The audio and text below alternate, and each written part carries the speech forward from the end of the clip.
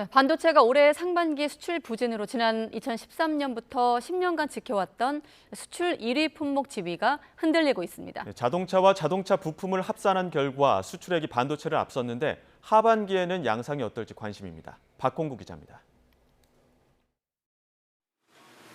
반도체는 지난 1989년부터 2007년 그리고 2013년부터 지난해까지 단일 품목으로 우리나라 수출 1위 상품이었습니다.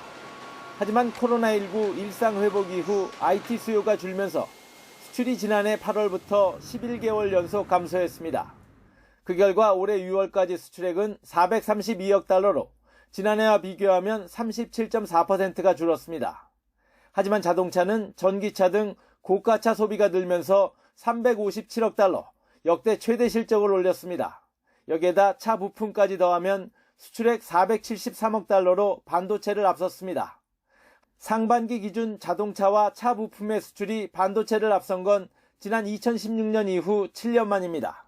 억눌렸던 자동차 수요가 폭증하면서 작년하고 올해 들어서 자동차 수출이 많이 늘었고요.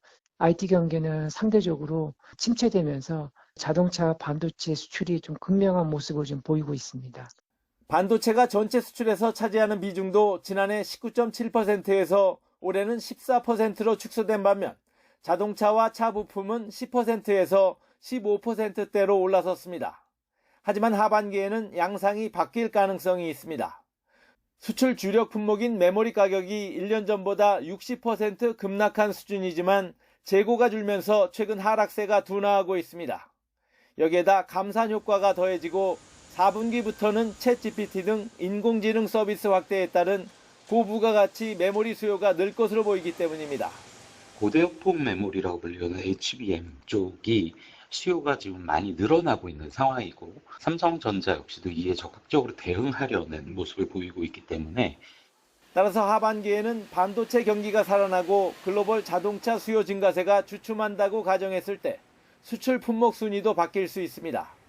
하지만 전기차 등 친환경차 판매는 계속 늘고 중국과 베트남 같은 주요 반도체 수입국들의 경기 부진이 개선되지 않고 있어 판세는 연말쯤 가서야 가려질 것으로 보입니다.